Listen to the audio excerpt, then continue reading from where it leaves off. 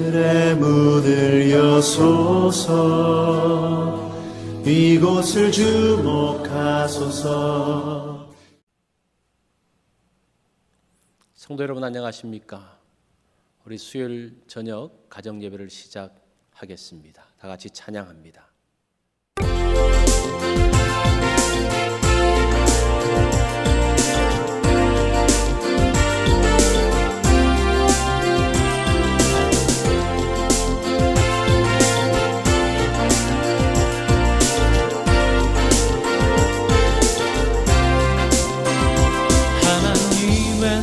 소리 천지 진동할 때에 예수 영광 중에 구름 타시고 천사들을 세계 만국 모든 곳에 보내어 구원 얻은 성도들을 모으리.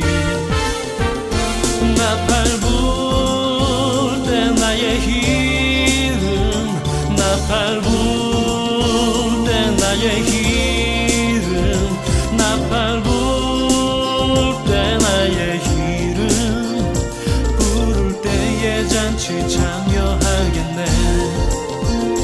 무덤 속에 잠자던 자 그때 다시 일어나 영화로운 부활 승리 얻으리. 주의 택한 모든 성도 구름 타고 올라가 공중에서 주의 얼굴 배우리. 나팔 불 때 나의 이름 나팔 불 때 나의 이름 나팔 불 때 나의 이름 부를 때에 잔치 참여하겠네.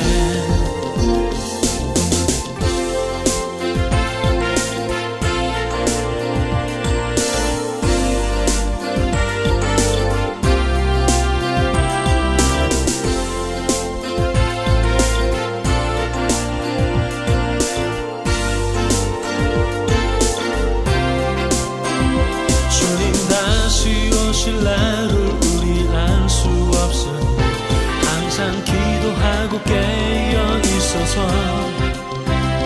기쁨으로 보좌 앞에 우리 나가서도록 그때까지 참고 기다리겠네. 나팔 불 때 나의 이름 나팔 불 때 나의 나팔 불 때 나의 이름 부를 때에 잔치 참여하겠네. 나팔 불 때 나의 이름 나팔 불 때 나의 이름 나팔 불 때 나의 이름 부를 때에 잔치 참여하겠네.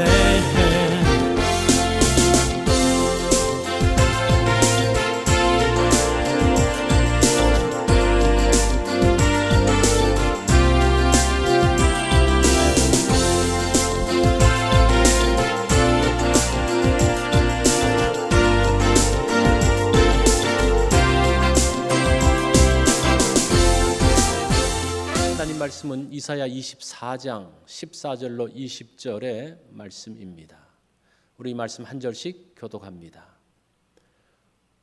무리가 소리를 높여 부를 것이며 여호와의 위엄으로 말미암아 바다에서부터 크게 외치리니 그러므로 너희가 동방에서 여호와를 영화롭게 하며 바다 모든 섬에서 이스라엘의 하나님 여호와의 이름을 영화롭게 할 것이라.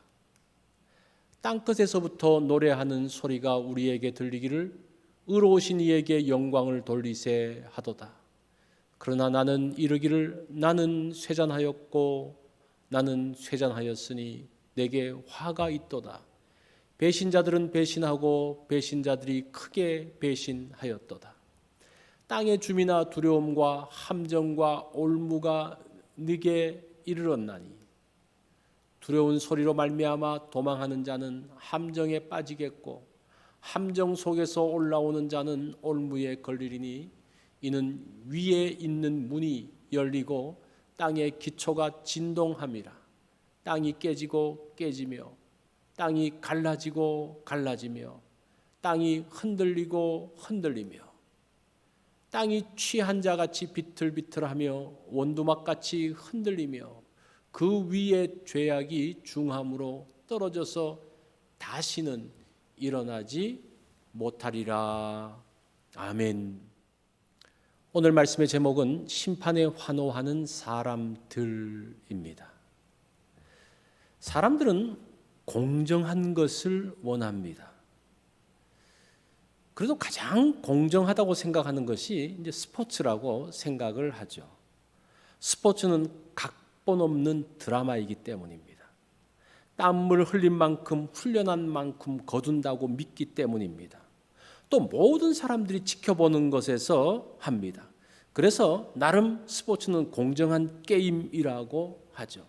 공정하기 때문에 그 가운데 감동의 스토리가 만들어집니다. 자, 이런 공정하다는 게임에서 심판이 편파 판정을 하면 사람들이 흥분하기 시작합니다. 승부 조작이 생기면 사람들은 외면해 버립니다. 시나리오가 없는 경기에는, 시나리오가 있는 경기에는 감동이 없기 때문입니다. 14절 말씀에 보면 무리가 소리를 높여 부를 것이며 여호와의 위엄으로 말미암아 바다에서부터 크게 외치리니라고 말씀합니다. 자, 세상에서 가장 공정한 게임이 있습니다. 하나님의 심판입니다. 모두가 하나님의 심판대를 두려워합니다. 막연한 두려움이 아닌 경외감과 감격으로 인한 두려움입니다. 그곳에는 어떤 부정, 담합도 허용되지 않습니다. 어떤 거짓말도 통하지 않습니다. 공평과 정의, 사실을 가지고 판단합니다. 그래서 하나님의 심판에 사람들이 환호합니다. 심판하시는 하나님을 찬양합니다. 마지막 심판하면 종말을 생각하죠. 온 세상이 파괴되어져서 멸망한다고 생각을 합니다. 이것이 세상에서 말하는 종말이고 심판입니다. 그런데 하나님의 심판은 파괴가 목적이 아닙니다. 회복하고 새롭게 하기 위한 심판입니다. 더럽혀진 땅을 정리하는 것입니다. 심겨진 악한 것들을 무너뜨리고 뽑아내는 겁니다. 그래서 하나님의 심판에는 소망이 있습니다. 심판하시고 난 다음에 하나님은 새롭게 하십니다.